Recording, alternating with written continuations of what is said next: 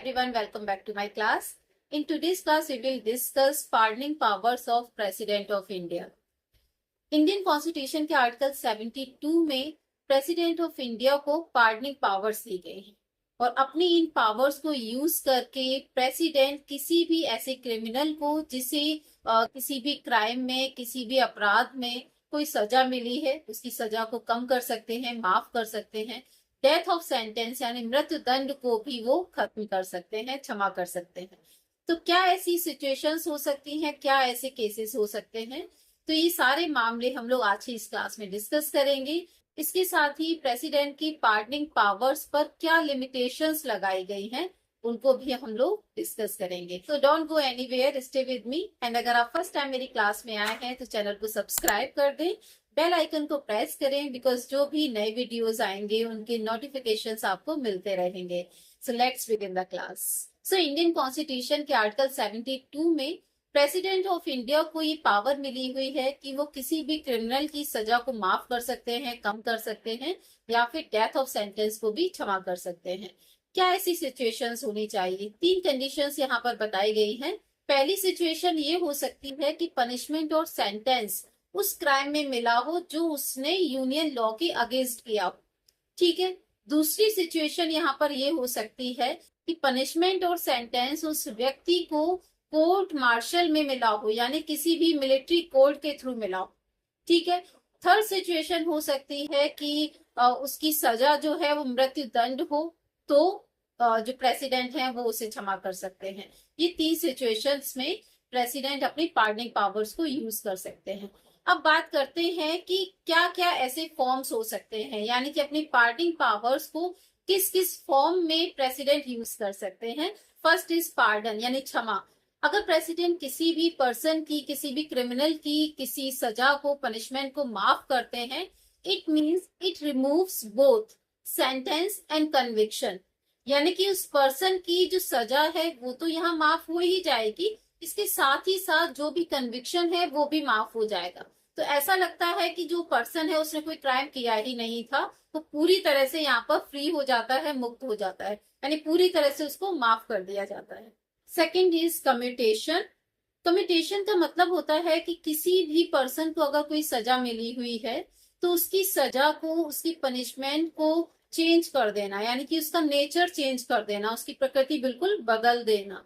For example, अगर किसी भी क्रिमिनल को डेथ ऑफ सेंटेंस मिला है तो उसकी डेथ ऑफ सेंटेंस को किसी हार्ड इम्प्रिजनमेंट में तब्दील कर देना, या फिर उसकी जो भी सजा है उसको सिंपल इम्प्रिजनमेंट में तब्दील कर देना, मतलब उसकी सजा की जो प्रकृति है, नेचर है, उसको बदल दिया जाए।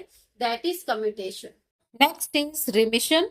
इसका मतलब है कि अगर किसी भी क्रिमिनल को कोई पनिशमेंट मिला हुआ है तो उसकी पनिशमेंट में, उसकी नेचर में कोई चेंज नहीं किया जाएगा।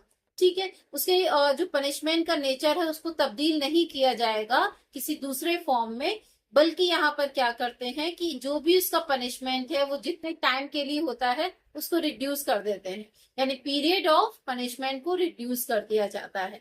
फॉर एग्जाम्पल, अगर किसी भी क्रिमिनल को 10 साल की सजा मिली हुई है, 8 साल की सजा मिली हुई है, तो उसको रिड्यूस कर दिया जाएगा, उसको 5 साल, 3 साल ऐसा भी कर सकते हैं। Next is रेस्पिट। रेस्पिट का मतलब होता है कि जो भी क्रिमिनल है उसे कुछ छूट दी जा सकती है इन सम केसेस। फॉर एग्जाम्पल, कि अगर कोई फीमेल क्रिमिनल है और अगर वो प्रेग्नेंट है तो यहाँ पर उसे कुछ छूट दी जा सकती है, या फिर फिजिकल डिसेबिलिटी भी इसका एक रीजन हो सकता है कि अगर कोई भी क्रिमिनल फिजिकल डिसेबल है तो उसे यहाँ पर कुछ राहत दी जा सकती है। That is respite. Next is reprieve.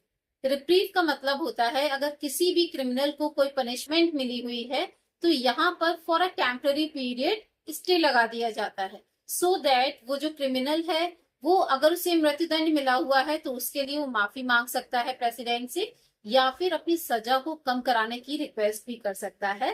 That is reprieve. तो अब बात करते हैं लिमिटेशंस की। इंडियन प्रेसिडेंट फ्री होकर इंडिपेंडेंटली अपनी पार्डनिंग पावर्स को यूज नहीं कर सकते हैं। इसका एक रीजन ये है कि इंडियन कॉन्स्टिट्यूशन के आर्टिकल 74 में कुछ लिमिटेशंस दी गई हैं। वो लिमिटेशंस मैंने आपको अपनी अदर वीडियोस में भी आपको बताई हैं। आर्टिकल 74 में कहा गया है कि इंडियन प्रेसिडेंट को एडवाइस देने के लिए एक काउंसिल ऑफ मिनिस्टर होगी जिसके लीडर पीएम होंगे। तो ये जो कैबिनेट है, काउंसिल ऑफ मिनिस्टर है, ये प्रेसिडेंट ऑफ इंडिया को एडवाइस करती है और अगर प्रेसिडेंट चाहे तो इस किसी भी मैटर को पुनर्विचार के लिए उनके पास भेज सकते हैं और रिकंसीडर करने के बाद भी अगर उनके पास वो मैटर आता है तो उन्हें एक्सेप्ट करना पड़ेगा। यानी कि प्रेसिडेंट जो भी काम करेंगे, जो भी पार्डन करेंगे, कोई भी डिसीजन लेंगे, वो पीएम और काउंसिल ऑफ मिनिस्टर की एडवाइस से ही लेंगे। दूसरा ये क्वेश्चन उठता है कि किसी भी कोर्ट में क्या एक क्वेश्चन पूछा जा सकता है कि काउंसिल ऑफ मिनिस्टर्स ने, कैबिनेट ने प्रेसिडेंट को क्या एडवाइस की? तो ऐसा नहीं हो सकता है। किसी भी कोर्ट में क्वेश्चन नहीं किया जा सकता है काउंसिल ऑफ मिनिस्टर्स से कि उन्होंने प्रेसिडेंट को क्या एडवाइस की। ठीक है, तो ये कुछ लिमिटेशंस हैं जो प्रेसिडेंट के ऊपर लगाई गई। एक क्वेश्चन ये रेज होता है कि प्रेसिडेंट की pardoning powers under the judicial review आती है या नहीं। तो इसका आंसर हो सकता है yes, it is subject to judicial review by Supreme Court and High Court if there is any arbitrary or malified exercise of this power। यानी अगर कोई भी मनमाना पूर्ण या फिर दुर्भावनापूर्ण प्रयोग किया जाता है इस पावर का तो इस पर जुडिशियल रिव्यू किया जा सकता है बाय सुप्रीम कोर्ट और हाई कोर्ट। अब कुछ केसेस के बारे में बात कर लेते हैं। पहला केस 1980 में आता है, that is Maru Ram versus union of India. इस केस में सुप्रीम कोर्ट ने ये कहा कि पार्डनिंग पावर्स फिर चाहे वो प्रेसिडेंट की हो या फिर गवर्नर की हो, पूरी तरह से अंडर द जुडिशियल रिव्यू नहीं आती है। ऑल्दो इन दोनों को ही सेंट्रल काउंसिल ऑफ मिनिस्टर और स्टेट काउंसिल ऑफ मिनिस्टर ये एडवाइस करते हैं, इस वजह से इनकी पार्डनिंग पावर्स को कंप्लीटली जुडिशियल रिव्यू में नहीं रख सकते हैं। नेक्स्ट केस आता है 1988 में, that is Kehar Singh versus union of India. इस केस में सुप्रीम कोर्ट ने प्रेसिडेंट की पार्डनिंग पावर्स को एग्जामिन किया और कुछ प्रिंसिपल्स यहाँ पर उन्होंने डिसाइड किए। वो प्रिंसिपल्स क्या है उनको देख लेते हैं।